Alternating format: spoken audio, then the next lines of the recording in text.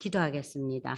하나님 아버지, 이 아침에도 저희가 하나님의 말씀을 펼쳐놓고 무려 2000년의 세월이 흘러갔지만 그 당시에 역사 속에 들어가서 초대교회의 성도들과 또 사도들이 어떻게 신앙생활하며 또 어떻게 저들이 고난과 핍박 속에서도 이 복음이 활발하게 증거되었는지를 공부하는 복된 시간이 될 수 있도록 하나님 인도하여 주시옵소서. 우리가 세상에 좋은 학문들과 세상의 지혜들 또 세상의 그 아름다운 예술에만 우리가 젊은 나이에 많이 심취했는데 이제 나이가 들어가면서 우리에게 하나님의 말씀에 대한 이 갈급함을 주시고 또 읽게 하시고 묵상하게 하시니 감사합니다. 하나님 이 말씀들이 우리의 삶의 근거가 되게 하시고 우리의 삶의 지표가 될 수 있도록 우리 인생들을 축복해 주시옵소서. 예수님의 이름으로 감사기도 드리옵나이다. 아멘. 젊은 시절에 이 성경을 그렇게 심취돼서 읽는다는 거는 정말 특별한 경우가 아니고는 어렵잖아요. 그 당시에 뭐 여러 가지 유행하는 또는 그 인기 드라마라든지 소설이라든지 여러 가지에 대해서 우리가 마음이 열려 있는데 그래도 우리가 지금 이 나이에도 끈을 조이면서 이렇게 성경을 읽게 하시니 참 감사하죠.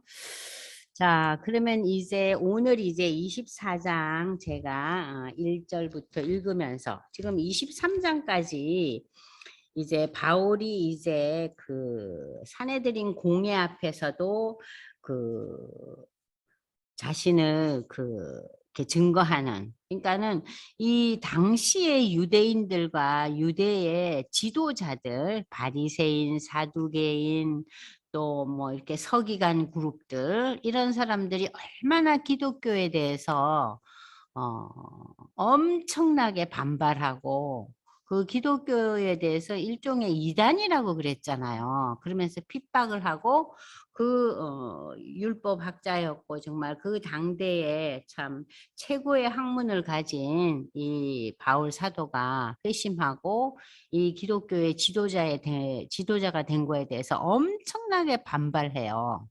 그래서 이 유대 사회가 바울을 지금 어떻게 해서든지 죽이려고 하는 거예요. 죽이려고 하는 거예요. 자, 24장 1절을 보겠습니다. 자, 23장 맨 마지막에 보면 고발하는 사람들이 오면 헤롯 궁에 그를 지키라 그랬어요. 왜 그를 일정한 그러니까 로마가 이 바울을 지키고 있잖아요. 유대인들이 와서 쳐 죽일까 봐. 그리고 이제 닷새 후에 대제사장 아나니아가 어떤 장로들과, 그러니까는 유대의 지도자들이죠. 한 변호사 더둘로와 함께 내려와서 총독 앞에서 바울을 지금 또 고발을 합니다. 계속해서 바울을 물고 늘어지는 거예요.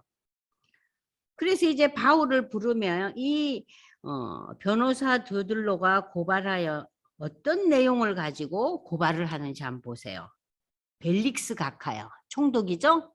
이 당시 총독이 벨릭스 총독 각하여 우리가 당신을 힘입어 태평을 누리고 또 이 유대민족이 당신의 선견으로 말미암아 여러 가지로 개선된 것을 우리가 어느 모양으로나 어느 곳에나 크게 감사하나이다. 지금 바울을 잡기 위해서 이 더둘로와 유대 지도자들은요, 평소에 벨릭스 총독을 어떻게 여겼어요? 대적했죠. 이 유대 땅을 예루살렘을 총 관리하는 이 벨릭스를 얼마나 미워했겠어요. 그런데 지금 벨릭스 앞에 납작 엎드려져 가지고 지금 아부를 하고 있는 거예요. 뭐 때문에? 바울을 잡으려고. 참 자기네가 너무너무 지금 로마의 인도하에 잘 먹고 잘 살고 있는 걸 감사히 여긴대요. 그래서 우리는 당신을 더 괴롭게 아니하려고 우리가 대강 여짜옵나니 간용하여 들으시기를 원하나이다. 아주 그냥 아부의 극치를 지금 달리고 있습니다. 우리가 보니 이 사람 바울은 어떤 사람이냐? 전염병 같은 자라 그랬어요. 여러분 전염병이 뭐예요? 삽시간에 그냥 퍼지는 거잖아요. 이 전염병 같은 자라서 천하에 흩어진 유대인들, 지금 천하가 어디예요? 예루살렘과 유대 땅, 사마리아와 그 당시에 소아시아 터키 땅과 지금 그리스까지 복음이 전파됐잖아요. 그러니까는 온 지역에 흩어진 유대인들, 그이들은요 이방인들에게 복음이 증거되는 거에는 관심이 없어요. 근데 흩어져 있는 이 유대인들에게 이 그리스도교가 전염병처럼 확산되고 있다는 거예요. 그래서 바울을 가리켜서 세상을 어지럽히는 전염병 같은 사람이라 그랬어요. 그리고 나사렛 이단의 우두머리라 그랬어요. 이 나사렛이라는 것은 예수님이 태어난 동네가 나사렛이잖아요. 나사렛 예수 그러잖아요. 나사렛 이단 예수의 우두머리라. 그러니까 지금 고발 내용이 두 가지예요. 하나는 전염병 같은 자고 이단의 우두머리고 바울이. 세 번째는 우리가 그토록 귀히 여기는 성전을 더럽게 하는 자다. 성전을 모욕하는 자다. 이건 뭐냐면은 성전에서 이제 바울이 와가지고 이방인들을 끌어들인다는 거예요. 유대 성전에. 근데 바울은 그런 적이 없거든요. 그러니까 거짓된 것으로 이 바울을 고발하는 거예요. 그래서 당신이, 그러니까 벨리스 총독이요, 당신이 친히 이 바울을 신문하면 우리가 고발하는 이 모든 일을 다 알 수 있을 겁니다. 그때 유대인들도 이에 참가하여 이 변호사 얘기가 다 옳다고 주장을 하는 거예요. 지금 그래서 바울을 어떻게 고발하고 있어요? 첫 번째, 전염병 같은 자다. 응? 세상을 어지럽히고 세상을 소요하게 하는 자다. 그리고 우리 유대교가 아닌 유대의 이단이다. 이단의 우두머리다. 그리고 성전을 더럽혔다. 그러니까 이 모든 것이 지금 어떤 의미에서는 유대교와 연결이 된 얘기들이에요. 그죠? 그것으로 이제 고발을 합니다.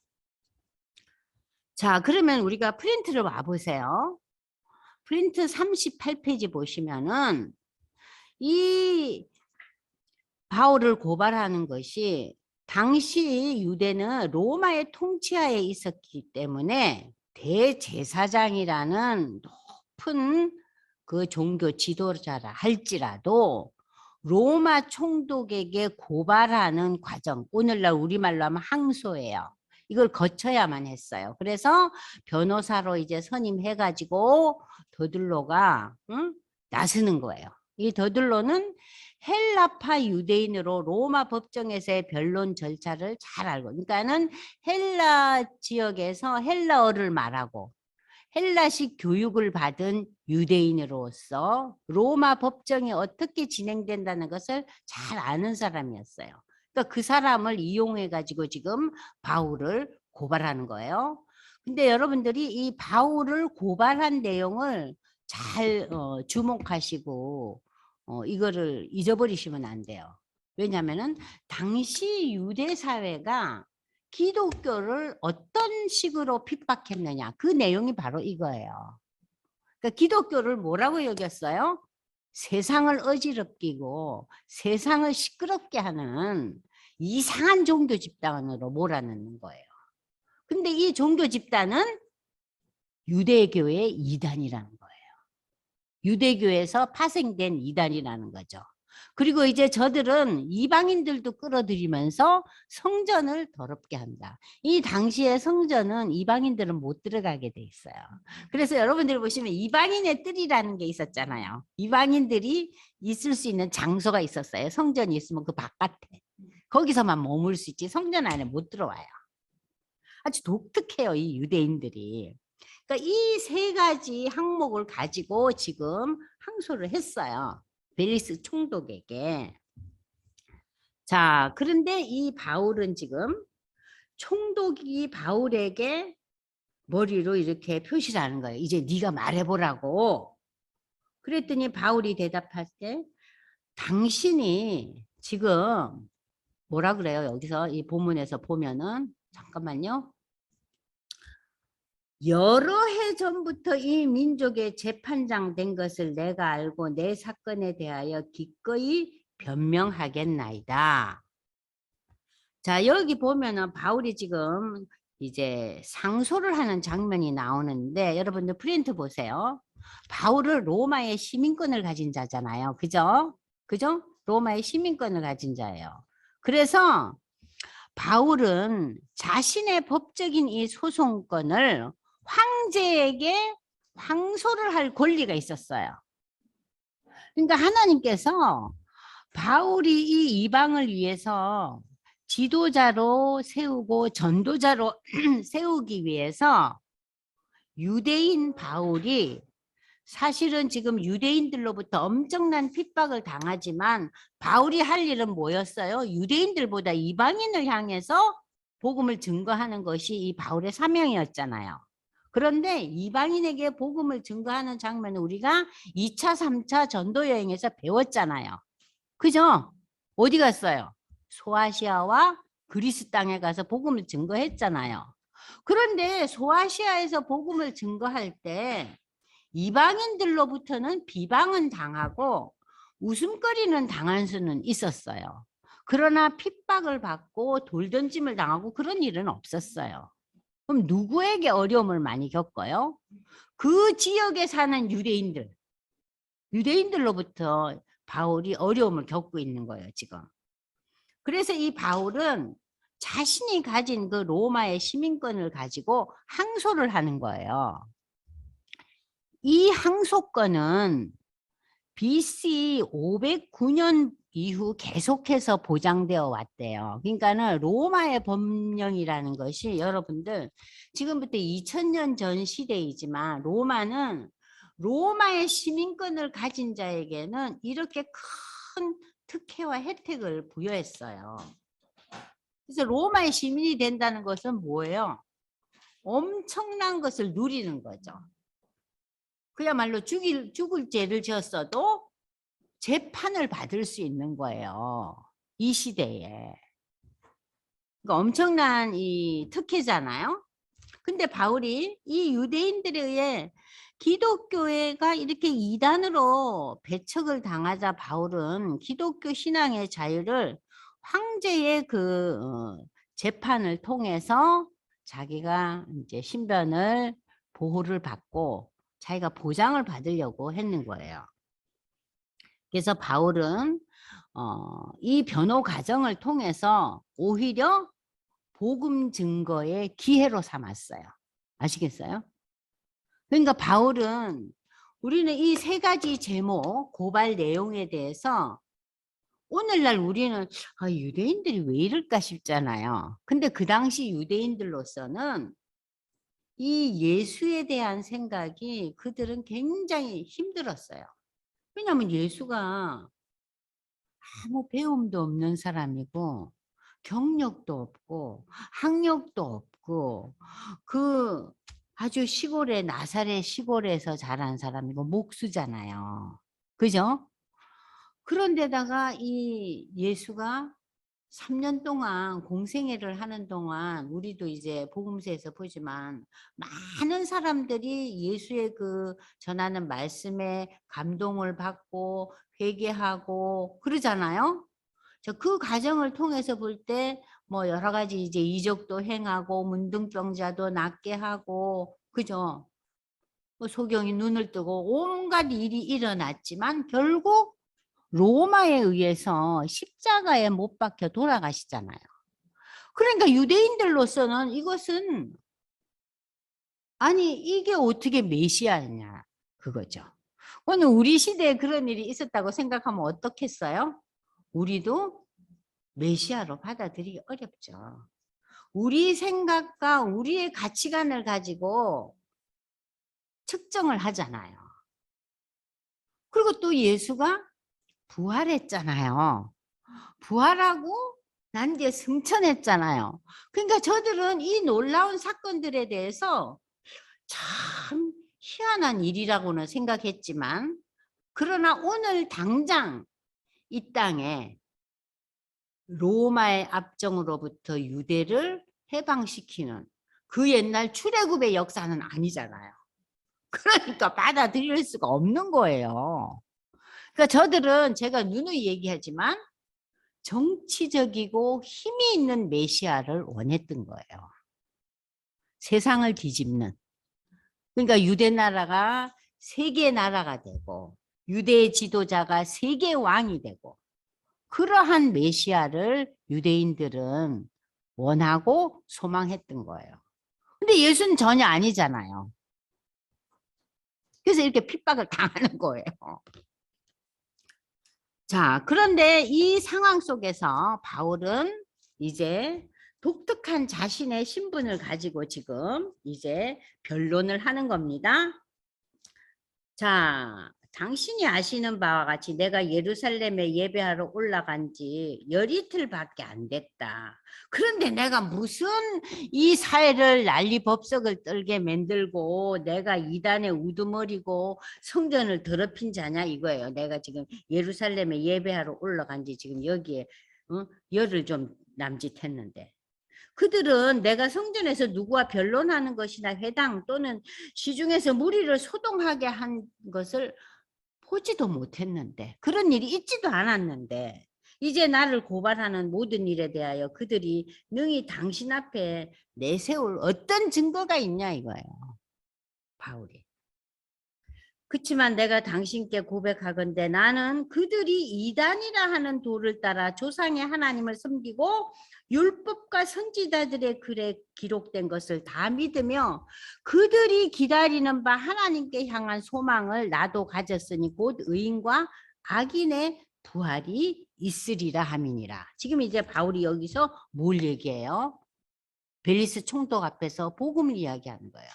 자, 저들이 나를 이렇게 이단이라고 하는데 나는 이단이 아니라는 거예요. 내가 주장하는 것은 우리 조상의 하나님, 여기서 우리 조상은 누구예요? 아브라함과 이삭과 야곱의 하나님을 나도 섬기고, 또 구약 성경의 율법과 선지자들에게 어떤 하나님의 메시지가 있어 왔어요? 메시아가 올 것이다. 응? 고난받는 주의 종이 올 것이다. 그런 것을 우리 구약 성경에 다 기록된 것을 나도 다 믿는다. 왜 내가 이단이냐? 그리고 우리 유대 모든 백성들이 기다리는 바 하나님께 향한 소망을 나도 가졌고, 그 나의 소망은 의인과 악인의 부활이 있으리라 함이니라. 그러니까 여기서 바울이 얘기하는 것은요, 의인과 악인에 대한 얘기가 있고 부활에 대한 얘기가 있어요. 자, 기독교 복음은요, 우리가 죄인에서 뭐 되는 거예요? 의인 되는 거잖아요. 그죠? 그래서 죄 용서함을 받는 거예요. 누굴 통해서? 십자가의 예수를 통해서. 예수가 내 죄를 담당했다는 이 복음의 메시지를 지금 의인과 의인이라는 의미, 그리고 악인은 뭐예요? 악인은요, 죄인과 악인을 여러분들이 구별하셔야 돼요. 자, 죄인이라는 것은 우리 모두가 하나님 앞에 죄인이잖아요. 그죠?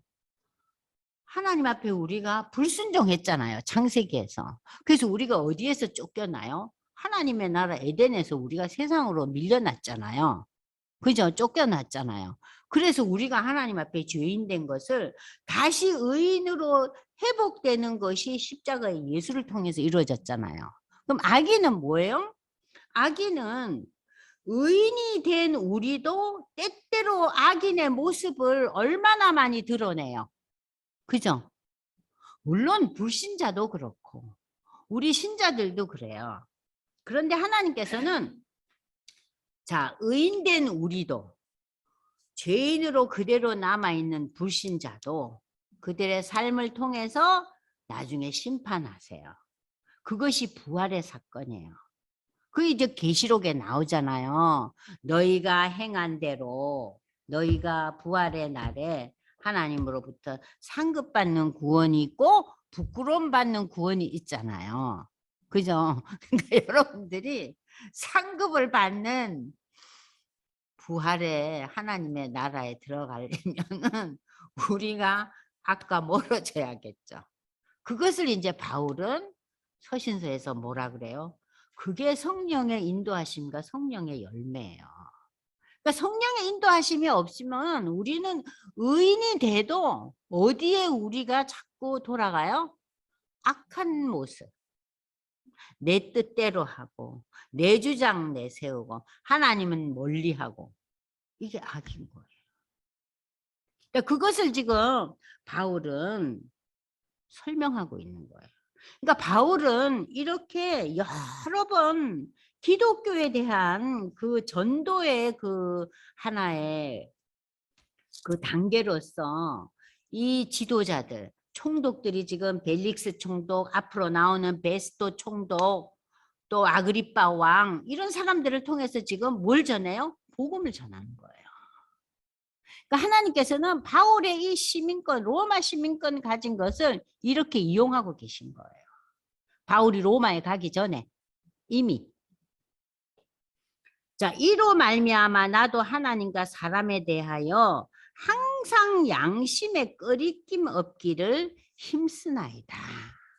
자기도 양심에 거리낌이 없는 사람이 되기를 힘쓴다 그랬어요. 자, 이것은 무엇을 의미합니까? 바울 자신도 자기 자신이 굉장히 뭐라 그러죠? 삶에 있어서 정말 성령의 충만함 받는 삶을 가지려고 노력을 하는 거죠. 자, 여러 해 만에 내가 내 민족을 구제할 것과 재물을 가지고 와서 바울이 지금 전도 여행을 다녔잖아요. 1차, 2차, 3차 전도 여행을 다니면서 그 그리스 땅에 있는 교회들을 통해서 데살로니가 교회와 빌립보 교회와 여러 교회들을 다니면서 그 교회들이 예루살렘 교회에 기근이 났으니 도와주라고. 그래서 구제금을 모아 오잖아요. 그죠? 자, 이런 일도 내가 했다 이거예요. 그리고 그 드리는 과정 속에서 내가 유대의 법도 행했다는 거예요. 여기 결례를 행하였단 말이 나오죠.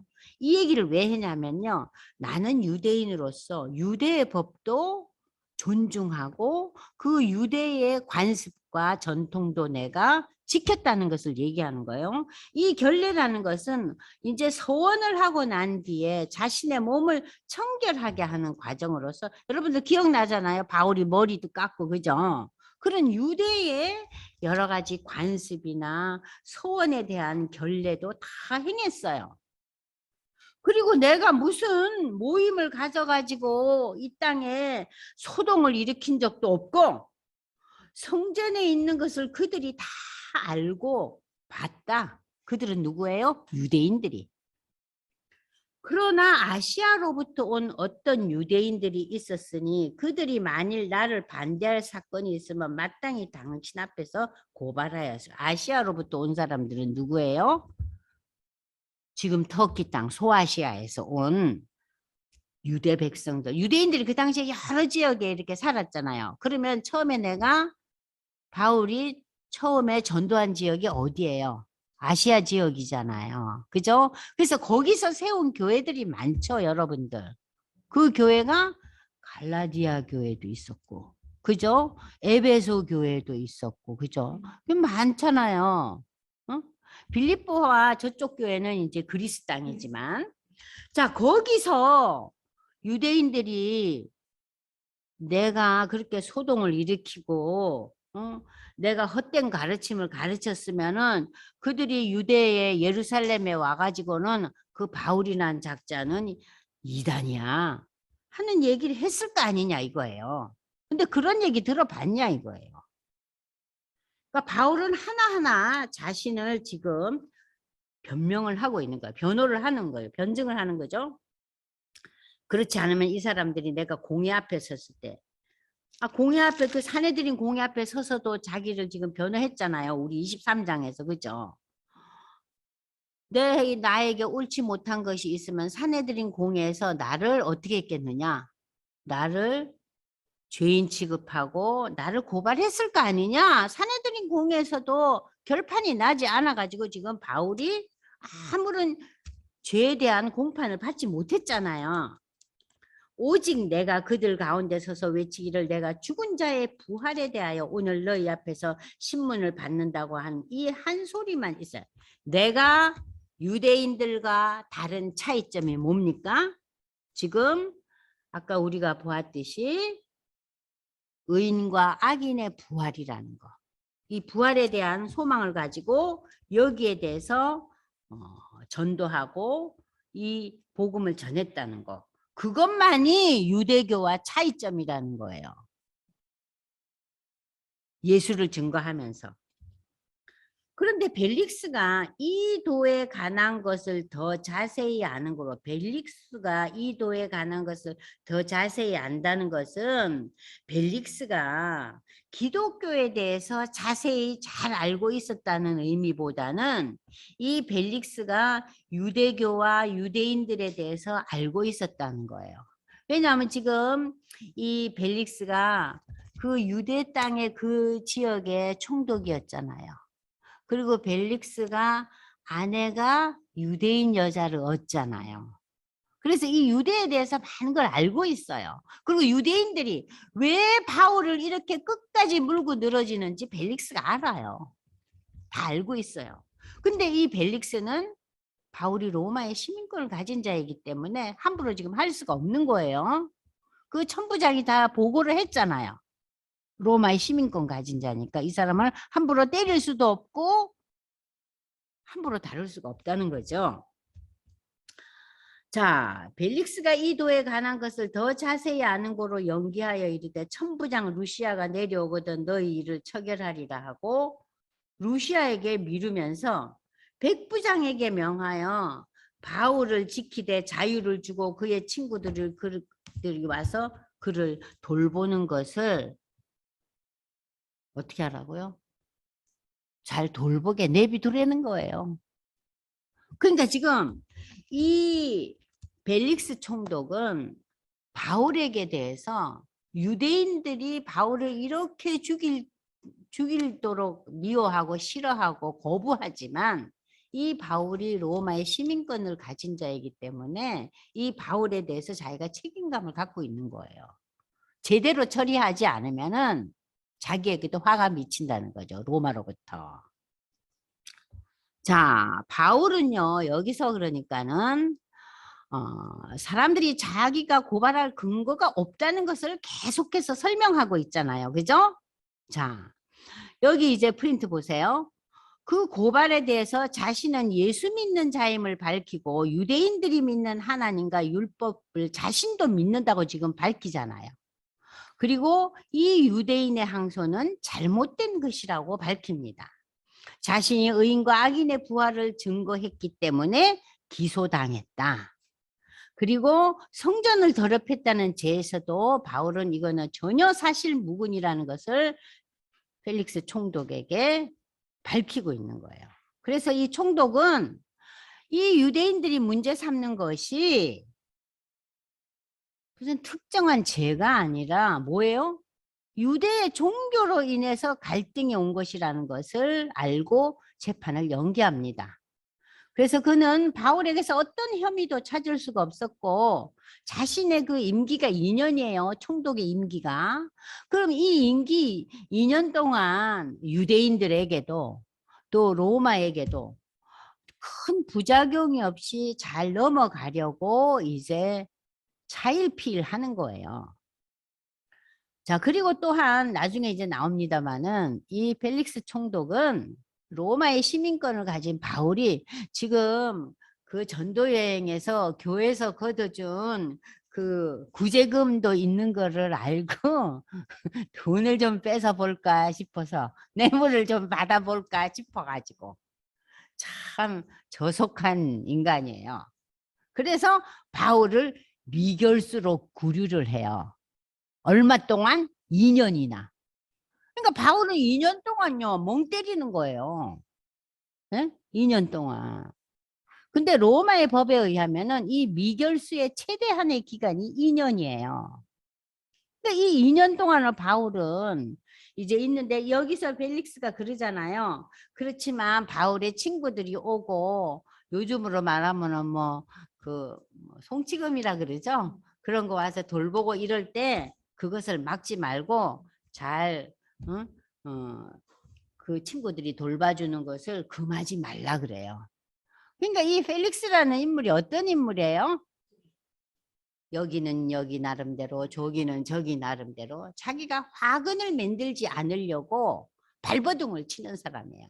그런데 역사적으로 이 펠릭스라는 인물은 2년이라는 이 총독 임기를 끝내고 로마로부터 소환을 당해요. 소환당하고서 이 사람은 총독 자리에서 추방당해요. 그러니까 아주 결과가 안 좋죠. 그리고 이제 평민으로 내려가 버려요. 그러니까 자기의 모든 지위를 박탈당해요.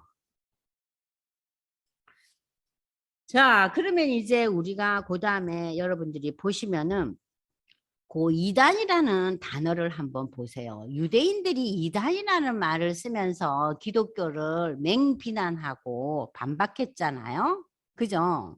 그럼 오늘날 우리가 기독교 신앙에서 이단이 참 많잖아요. 이 이단이라는 의미가 도대체 뭔가? 이단이라는 의미는 여기 보세요. 그 당시에도 이단이라는 의미는 사나운 이리, 거짓 선생, 적 그리스도, 거짓말하는 자, 마음이 부패한 자, 배운 교훈을 거슬려서 교회 내 분쟁을 일으키거나 교회를 어지럽고 거치게 하는 이런 사람들을 이단이라고 그랬어요. 그래서 여러분들 베드로후서 2장 1절을 한번 찾아보겠습니다. 베드로후서 2장 1절에 이 시대에 이단을 어떻게 지금 얘기하고 있냐. 베드로후서 2장 1절을 보시면 그러나 백성 가운데 또한 거짓 선지자들이 일어났는데 이처럼 너희 중에 거짓 선생들이 있으리라.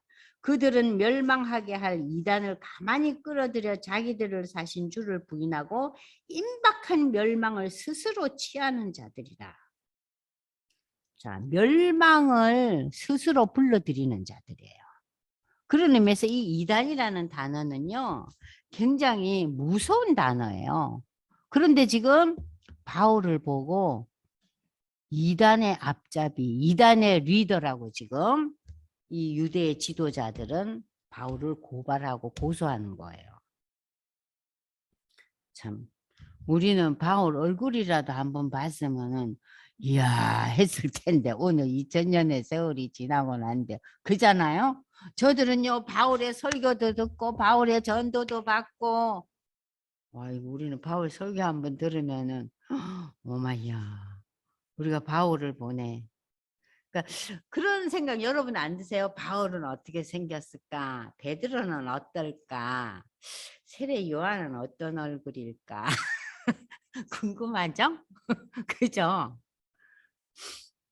자, 그래서 이제 이러한 상황 속에서 수일 후에 벨릭스 총독은 아내 두루실라와 함께 와서 바울을 또다시 불러들이고 예수 그리스도를 믿는 도를 들어보려고 그래요. 그랬더니 바울이 의와 절제와 장차 오는 심판을 강론하니 벨릭스가 두려워하면서 대답하되 말씀을 들을 때는 어때요? 아유, 내가 정신 차려야지. 내가 너무 죄가 많다. 그런 생각이 들지만 잠시 후에 두려움은 있지만 아유, 미루는 거예요. 내가 틈새 봐서 너 다시 부를 테니까 또 와서 얘기 좀 들려줘. 그러고는 보내요. 그리고 동시에 또 바울에게서 돈을 받을까? 응? 그리고 자꾸 불러들이는 거예요. 말씀도 듣지만 뭔가 뇌물이 또 오지 않겠는가. 자, 그러면 이 그 벨릭스 총독의 아내 두루실라는요. 헤롯 왕의 손녀딸이에요. 헤롯 대왕 아시죠? 마태복음과 누가복음에 나오는 어? 동방의 박사들이 세상을 다스리는 이 땅을 다스리는 왕이 왔다고 그러니까는 무슨 소리야? 지금 태어난 아기들 다 죽이라 그러잖아요. 그게 헤롯 대왕이에요. 그 헤롯 대왕의 손녀딸이에요. 이 두루실라가. 그리고 그 헤롯의 아들 아그리빠 1세의 막내딸. 여러분들 아그리빠 1세는 누구냐면요. 우리가 사도행전 12장에 야고보 사도를 죽이죠. 그리고 베드로를 구속하죠. 그 사건 기억나죠? 그러고는 모인 사람들 앞에 서서 자기의 영광을 찾는다 그래가지고 영광을 모든 것을 자기에게 돌린다 그래서 하나님의 심판이 임해서 그 즉시 죽죠. 그래서 성경에서는 벌레가 먹어 죽었다 그러죠. 그죠? 갑자기 죽는데요, 이 사람이. 갑자기 죽어요. 그 사람이 아그리빠 1세예요. 아시겠어요? 이 사람의 막내딸인데 이 두루실라가 절세 미녀였대요. 그 시대를 움직이는 미녀였다 그러네요. 그러니까는 이 벨릭스가 이 두루실라를 아내로 삼은 거예요. 남의 아내였는데 다른 데 시집을 갔어요. 그런데 그 남편을 한테 꼬드겨 가지고 이 여자를 그 남편과 이혼시키고 자기하고 결혼하게 했어요. 세 번째 부인으로. 그 당시에 펠릭스의 나이가 60세였어요. 그러니까 이 펠릭스의 삶이 어때요?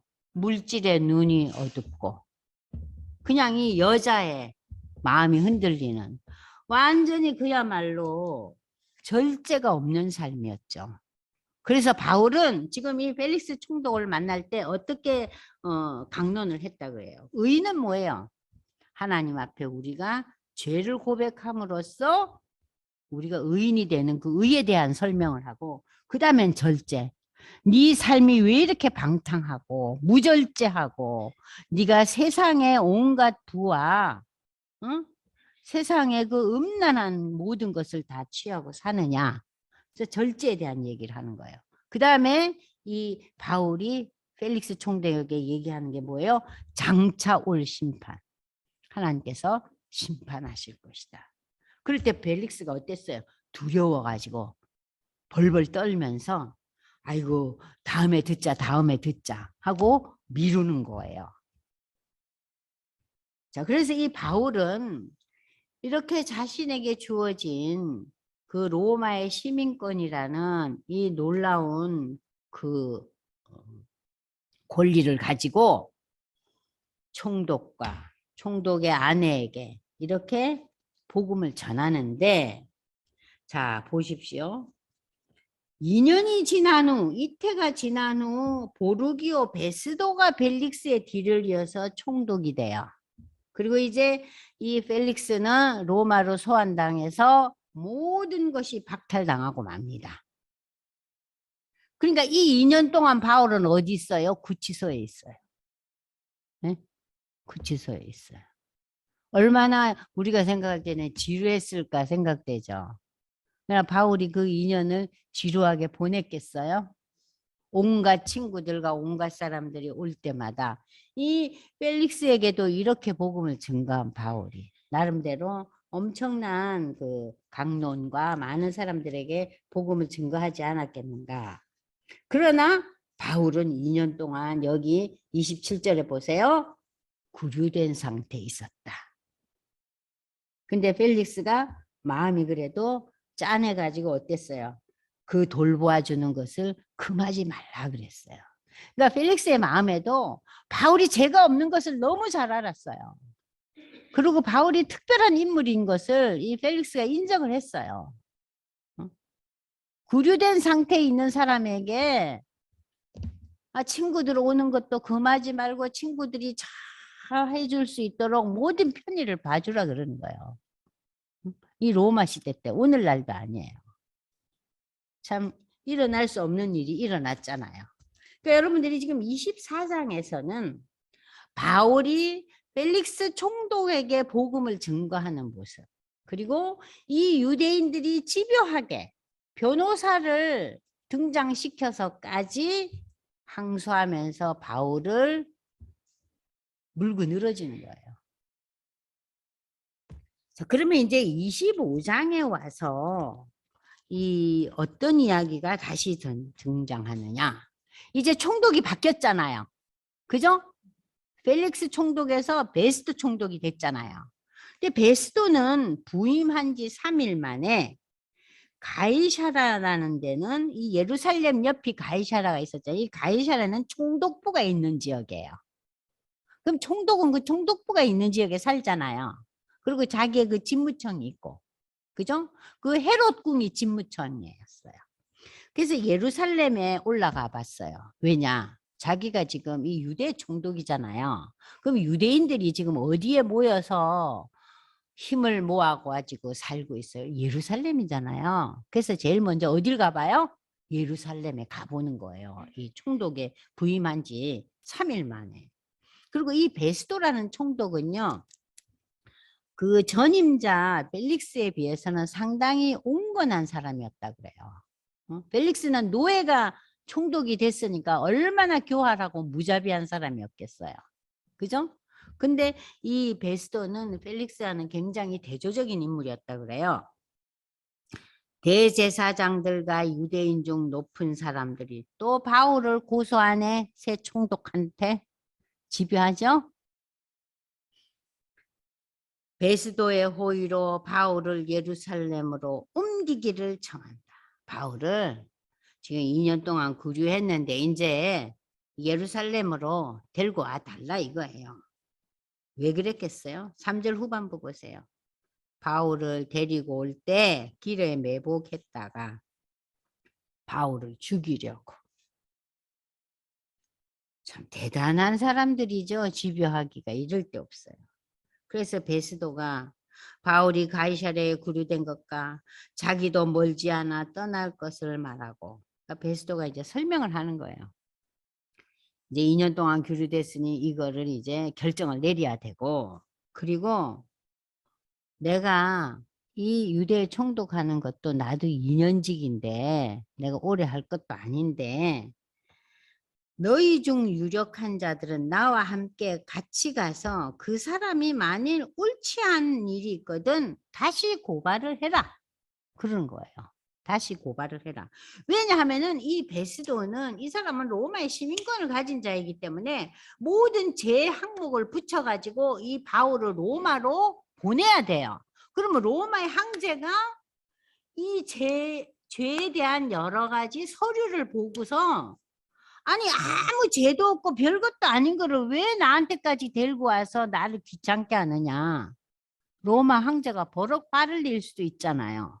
이 사람이 사람을 죽인 것도 아니고 민란을 일으킨 것도 아니고 황제에게 반란을 일으킨 것도 아니고 아니 저거 나라 그 종교적인 문제를 가지고 난리가 난 걸 가지고 나한테까지 와서 이 난리냐. 이거 아무 죄도 없는데 그러면은 이 총독의 입장이 어떻겠어요?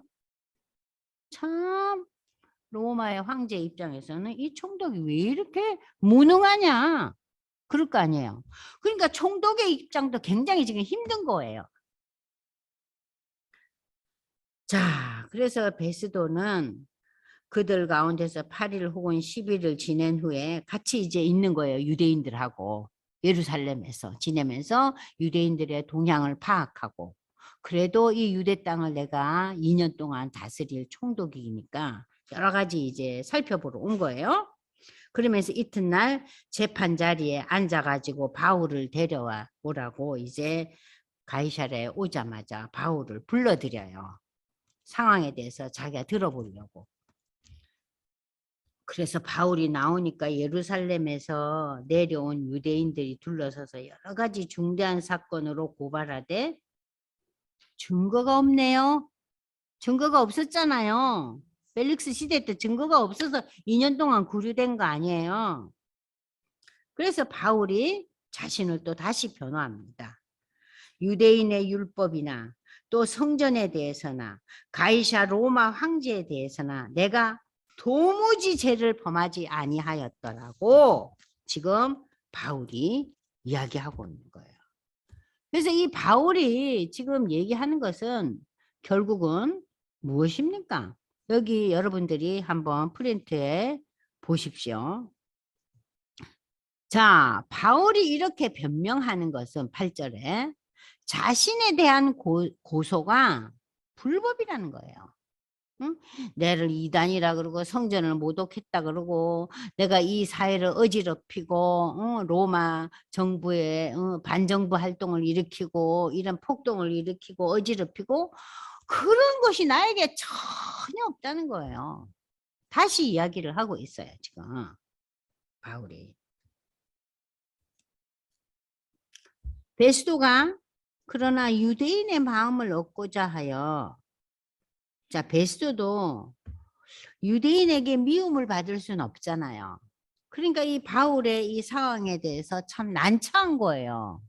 바울을 그냥 석방시키면 어떻게 되겠어요?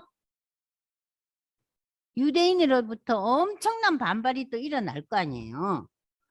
그래서 바울 들으부터 네가 예루살렘에 올라가서 이 사건에 대해서 내 앞에서 신문을 받을래? 하고 물어보는 거예요. 그랬더니 바울이 뭐라 그래요? 나는 가이사의 재판, 로마 황제의 재판 자리 앞에 섰다. 왜냐? 내가 로마의 시민권자니까. 마땅히 로마 황제 앞에서 신문을 받을 것이라. 당신도 잘 아시는 바와 같이 내가 유대인들에게 불의를 행한 일이 없다. 없다는 거예요. 다시 한번 바울은 자기를 변호합니다. 만일 내가 불의를 행하고 무슨 죽을 죄를 지었으면은 내가 죽기를 사양하지 아니할 것이다. 그리고 만일 이 사람들이 내가 그런 죄를 저질렀으면 나를 당연히 고발할 것인데 다 사실이 아니면 아무도 나를 그들에게 내줄 수 없다. 내가 가이사께 로마 황제께 상수할 거다. 베스도는 배석자들과 상의하고 이르되 네가 가이사 황제에게 상수했으니 가이사에게 결국은 가야 되겠다. 이렇게 결론을 내려요. 가이사에게 가야만 된다는 거죠. 자, 어쩔 수 없이 이제 가이사에게 가는 거죠. 그리고 수일 후에 아그리빠 왕과, 요 아그리빠 왕은 우리가 사도행전 12장의 그 아그리빠 1세, 아까 두루실라의 그 딸이었던 아그리빠 1세라면 요 아그리빠는요, 아그리빠 2세예요. 그 사람의 아들이에요. 아시겠죠? 그러니까 저는요, 처음 성경 읽을 때 이 아그리빠가 여도 나오고 저도 나오고 헷갈려. 자, 사도행전 12장에 나오는 그 헤로드 왕이 아그리빠 1세예요. 그리고 여기 나오는 아그리빠는 그 아들 아그리빠 2세예요. 아시겠죠? 예. 수일 후에 아그리빠 왕과 버니게가 베스도에게 문안하여 가이사라에 와서 이 아그리빠와 버니게가 내외관으로 나타나는데 이들은 내외관이 아니에요. 온의관이에요. 그러니까 오빠하고 여동생이 살림을 차린 거예요. 희한한 커플이죠. 있을 수 없는 일이잖아요. 그죠? 자, 여기 여러분들 프린트 보세요. 헤롯 대왕의 증손자인 헤롯 아그리빠 2세로 헤롯 왕가의 그는 마지막 왕이었어요. 여러분들 이 유대 땅이요. AD 70년에 그 헤롯 대왕이 세워놓고 죽은 완전히 완공은 못했죠. 헤롯 대왕이 죽고 난 뒤에 몇십 년 있다가 AD 63년에 이 헤롯 성전이 완공이 됐거든요. 수십 년 동안 지은 거죠. 그 헤롯 성전이 AD 70년에 로마의 티토에 의해서 완전히 붕괴당하잖아요. 그리고 유대인들은 다 로마를 떠나요. 네? 로마를 떠나요. 그 전에 떠난 사람도 있지만, 자, 그래서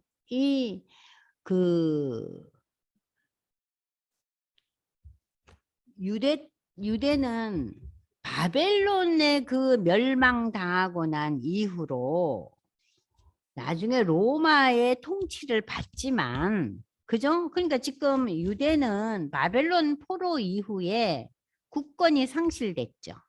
그러나 저들에겐 국권 이상으로 의미가 있는 하나님에 대한 신앙이 있었잖아요. 유대 종교, 유대교. 그죠? 그래서 그들은 신앙적인 의미로 저들의 삶을 구축해 나갔어요. 유대인들은. 그러죠?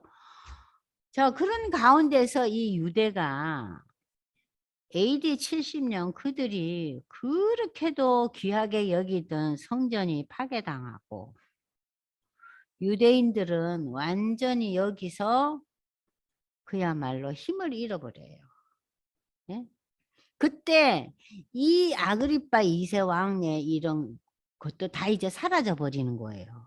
그리고 이 아그리파 2세 왕은 무엇이 되냐? 이 사람이요. 좀 머리가 좋고 똘똘했나 봐요. 예?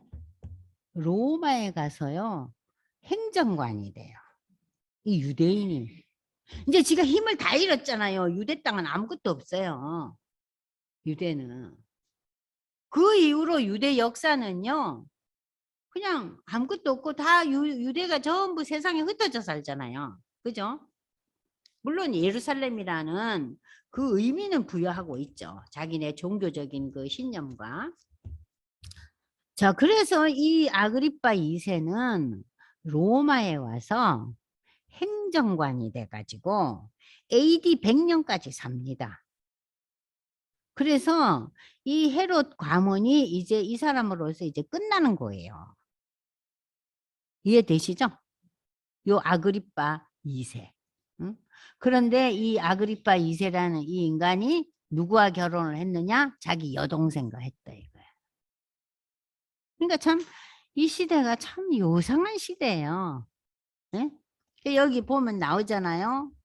그는 헤로드 왕가의 마지막 왕이었고 그 왕의 직위를 박탈당했을 때 사실 이 왕이라는 것도 이 시대의 왕이라는 것도 아무 실권이 없었어요. 그냥 로마가 이 아그리파 1세 왕에게 준 게 뭐냐면요. 이름만 준 거예요. 그러니까 네가 왕으로 세워줄 테니까 유대인들이 소요 사태 안 일으키고 유대인들이 로마에 항거하지 않도록 잘 케어를 하라 이거예요. 유대 백성들을. 근데 유대인들이 하도 시끌벅적한 민족이고 자기 목소리가 강하니까 그 종교적으로 강한 민족이잖아요. 그러니까 그러한 그 입막음 정책으로 아그리파 2세에게 왕의 직분을 줬지. 이 사람이 뭐 아무 다스리는 것도 없고 힘도 없어요. 그야말로 허수아비예요. 이름만 왕이죠. 자, 그런데 이 사람이 마지막 하는 것은 그는 근데 AD 70년이랬는데 이거 마저 다 없어지고 이 사람이 로마의 공무원이 되는 거예요. 요즘 말로 하면. 독특한 인생을 살았어요. 그는 갈릴리아 베레 지방의 당시 분봉왕이라는 것은 그 지역에 오늘날로 말하면 가버너 도지사에 해당하는 거예요. 왕도 아니에요. 해당으로 50년 동안 말이 통치지 이름만 통치죠. 허제비니까. 그잖아요. 버니게라는 여자는 아그리파 왕의 누이 동생이고 아내였어요. 그런데 이 여자가 너무 괴상한 여자예요. 그는 훗날 로마 황제 티투스라는 것이 로마가 AD 70년에 티토 장군에 의해서 완전히 붕괴됐다 그랬잖아요. 성전이. 그리고 로마가 자꾸만 밀란을 일으키니까. 근데 이 티토가 로마로 돌아가서 이제 승전가를 울렸을 거 아니에요. 그러고 난 뒤에 이 티토가 로마의 황제가 돼요. 티토 황제가 됩니다. 티토가 이제 황제가 되고 난 뒤에 이 버니게가 티토에 첩이 됐어요. 아주 그냥 엉뚱해요, 사람들이. 응? 이게 영화가 다 있어요. 영화로 나온 거 있어요. 그러니까 이 아그리파 왕은 그러나 로마 통치화에 있었기 때문에 신임 유대 총독 베스도에게 지금 상황은 무난 인사가 간 거예요. 아무 실권이 없으니까 새로 이제 실권은 누구에게 있어요? 총독에게 있잖아요. 유대에 파송된 로마 총독에게 모든 권리가 다 있잖아요. 그러니까는 이제 이름만 왕인 이 허수아비 왕 인사하러 간 거예요. 왕이 총독 앞으로. 참 모양새가 희한하죠? 그래서 유대 총독 신임 유대 총독 베스도에게 문안차 인사를 간 거예요. 누굴 데리고? 자기 여동생이자 아내인 버니게를 데리고. 부끄러운 것도 몰라. 응? 그냥 너무 좋으면 첩으로 삼고 자기 정실 부인이 있어야 되는 게 보통 예잖아요. 근데 완전히 그냥 둘이 동부인해서 다니는 거예요. 참 이 시대가 희한한 세대죠. 자, 이런 상황 속입니다, 지금. 그러니까 지금 이 아그리빠 왕과 버니게가 베스도에게 문안 인사를 와서 오려고 예루살렘에서 가이사랴에 도착한 게 13절이죠. 그래 여러 날을 거기서 머물면서 베스도가 바울의 일로 왕에게 고하여 이르되 벨릭스 전임 총독이 한 사람은 2년 동안 구류를 해놨는데 이 사람 때문에 내가 지금 머리가 아픕니다. 이 얘기예요. 내가 예루살렘에 있을 때에 유대인의 대제사장들과 장로들이 그를 고소하여 정죄하기를 청하기에 내가 대답하되 무릇 피고가 원고들 앞에서 고소 사건에 대해서 변명할 기회가 있기 전에 내주는 것은 로마 사람의 법이 아니라 하였노라. 그러므로 그들이 나와 함께 여기 오매 내가 지체치 아니하고 이튿날 재판자리에 앉아 명하여 그 사람을 데려왔으나 원고들이 누구예요? 유대 지도자들이 내가 짐작하던 것 같은 악형의 그 혐의를 다 고발을 했는데 그 하나도 제시하지도 못했어. 증거를. 오직 자기들의 종교와 또는 예수를 하는 이가 죽은 것을 지금 변명하는 거. 관한 문제로 고발한다는 이 얘기밖에 없다는 거예요. 그러니까는 황당하다는 거죠. 내가 이 일에 대하여 어떻게 심리를 할지 몰라서 바울에게 묻되 예루살렘에 올라가서 이 일의 신문을 받는 게 어떻겠냐고 좀 전에 물었잖아요. 바울에게 찾아와가지고. 그랬더니 바울이 자기는 황제의 판결을 받겠다. 자기는 로마로 가겠다 그러잖아요. 기억나시죠? 그래서 아그리빠가 베스도에게 나도 이 사람 얘기를 한번 듣고 싶네요. 그러는 거예요. 한번 들어봅시다. 그러는 거예요. 그러면은 이제 내일 그러면 한번 다른 사람들도 불러드리고 해서 이 바울의 얘기를 그 허제비 왕 아그리빠와 베스도와 또 그 당시에 그 지도자들을 불러서 한번 들어봅시다. 그래서 이튿날 아그리빠와 버니게가 동부인에서 크게 위험을 갖췄다는 건 뭐냐면요. 이 사람들이 아무 실권이 없는 왕과 왕비잖아요. 그러니까 엄청나게 화려하게 차려입고 나타난 거예요. 이제 총독이 우리를 불러들여서 우리의 의견을 들어보겠다 한다. 응? 그래가지고 마치 정말 왕이 된 것처럼 차려입고 위엄을 갖추고 와서 천부장들과 그 시중에 높은 사람들과 함께 접견 장소에 들어오고 베스데의 명으로 바울을 데려왔어요. 그래서 이제 이 바울이 아그리빠 왕 앞에서 또 한 번 자기를 그러니까 기독교를 일종의 변증을 또 해요. 그러니까 지금 이 사도행전 후반부는 기독교에 대한 변증의 내용이 계속 나오고 있어요. 우리가 지난주에 읽었던 사내들인 공회 앞에서 했죠. 그리고 벨릭스 총독 앞에서 했죠. 지금 이제 베스도와 지금 아그리빠 왕과 버니가 앞에서 하죠. 그러니까 요 내용이 다 뭐냐? 이 변증의 내용들이 기독교 신앙이 뭔가를 아주 집약해서 얘기하고 있는 거야. 아까 벨릭스 총독한테는 뭐라고 얘기해요? 의와 절제와 심판에 대한 이야기를 했다 그랬잖아요. 그랬더니 벨릭스가 벌벌 떨었다 그러잖아요. 그런 식으로 지금 바울이 이렇게 주어진 기회를 통해서 복음을 전거하는 거예요. 그걸 지금 누가는 샅샅이 기록을 다 해놓은 게 이 사도행전 후반부예요. 그러니까 지금까지 여러분들이 사도행전 초반부는 뭐였어요? 예수님이 승천하시는 장면부터 나오잖아요. 그죠? 너희가 내 증인이 되라. 그러면서 승천을 할 때 천사가 거기서 무슨 얘기예요? 얘들아 왜 그러고 있냐? 너희가 본 그대로 이 예수는 올 거다 그러잖아요. 응? 예수의 재림을 얘기하잖아요. 그때 이 사람들이 너무 놀래죠. 근데 그들이 이렇게 당혹해하고 놀라는 것이 사도행전 2장에 와서 성령을 체험하면서 깨닫는 거예요. 그게 이제 사도행전 2장부터 성령 강림이 일어나고 저들이 막 방언을 하고 지금 오늘날 우리하고 다른 역사적으로 한 번밖에 없었던 그 외국어를 다 서로 알아들었다 그랬잖아요. 그거 사도행전 2장 기억나시죠? 그리고 베드로가 아무 배움이 없는 베드로가 구약을 인용해서 설교하죠. 요엘서를 인용하잖아요. 기억나시죠? 그리고 베드로가 미문 앞에 있던 안전뱅이한테 또 나에게 금과 은은 없지만 나사렛 예수의 이름으로 네가 걸으라 했더니 걷지 않아요. 그런 놀라운 역사가 일어났어요. 그래가지고 이제 뭐 지금 예루살렘에 교회가 이제 생기게 됐잖아요.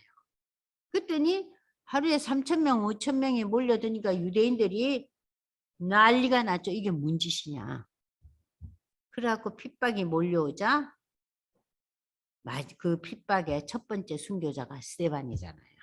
그죠? 그리고 스데반이 죽고 설교하는 장면 여러분 기억하시라 그랬죠? 죽고 난 뒤에 그 다음에 등장하는 인물이 누구예요? 바울이잖아요. 피박자 사울이 전도자 바울이 되잖아요. 그래서 이제 이 바울이 나타나고 베드로는 환상을 보죠. 하늘에서 이상한 게 내려오는데 하나님이 먹으라니까. 율법에 이거 못 먹게 돼 있는데 이런 얄궂은 걸 내가 왜 먹냐고 벌벌 떨죠. 그러니 하나님 뭐라 그래요? 내가 깨끗게 했으니까 먹어도 된다 그랬잖아요. 그 뭐를 상징한다 그랬어요? 이방인을 상징한다 그랬잖아요. 그랬더니 베드로한테 누가 찾아와요? 고넬료가 찾아오잖아요. 엉뚱하게. 자, 그러면서 이제 복음이 이방인에게 전달되는 과정. 그리고 이제 빌립 집사님, 그 이디오파 넷이 이러면서 이제 이방인에게 복음이 증거되는 사건이 일어나고 바울의 회심 사건이 일어나고 바울은 회심한 이후에 다소에 갔다가 성령의 인도함을 받고 아라비아에 가서 기도하고 있었잖아요. 기도와 말씀 묵상을 하고 그리고 다시 고향에 돌아간 이 바울을 누가 데리고 와요? 바나바가 데리고 오죠. 그래서 이제 이 안디옥에 바나바와 바울을 중심으로 해서 예수 믿는 사람이 생겨서 그 불신자들이 크리스찬이란 이름을 줬다 그랬잖아요. 그러고는 이제 이 안디옥 교회가 바울과 바나바를 파송하면서 1차, 2차, 3차 전도 여행이 펼쳐지죠. 그죠? 그래서 1차 전도 여행에서는 터키 지역에서 갔다가 2차 지역에서 바울이 다시 1차 때 갔던 데를 돌아보려고 그러니까 코가 큰 그리스 사람이 나타나서 손을 흔들잖아요. 우리를 구해달라고. 그래서 어디로 갑니까? 그리스 땅 히랍을 가잖아요. 그래서 마케도니아와 아가야 지역까지 가면서 그 지역에 있던 교회가 빌립보, 데살로니카, 베레아, 그리고 아덴을 거쳐서 고린도를 가잖아요. 그죠? 그렇게 해서 다시 이제 안디옥으로 돌아오는 것이 2차죠. 3차는 어때요? 1차, 2차 때 간 자기가 세우고 자기가 전도했던 모든 지역을 다 돌아보고 돌아가잖아요. 돌아가면서 에베소의 그 지도자들을 불러서 그 지도자들이 울잖아요. 바울이 못 돌아올 것을 알고 이제 가면은 예루살렘에 가겠다니까 못 가게 하잖아요. 가면 죽인다고. 그랬더니 바울이 나는 가야 된다고. 응? 내 마지막 내가 지금 가야 될 것은 로마라 그러잖아요. 그러면서 바울은 거기서 이미 내가 예루살렘에 잡혀가서 그야말로 구속이 되더라도 난 로마 시민권을 가진 자니까 로마로 갈 거라는 것을 어렴풋이 자기 나름대로 뭔가 생각은 했었던 것 같아요. 그러면서 내가 로마로 가야 된다 그러잖아요. 그죠? 그러면서 이제 지금 우리가 그 로마에 가기 전 과정이에요. 전 과정 속에서 유대인들의 끊임없는 그 죽이려고 하는 그 시도에 시달리고 있는 상황이 지금 이 상황이에요. 아시겠죠? 자, 그거까지 생각하니까 여러분들 이제 사도행전의 전체적인 그림이 펼쳐지죠. 그리고 이제 지금 바울의 그러한 변론을 들으면서 우리는 복음에 대해서 보다 더 확실하게 지금 듣고 있어요.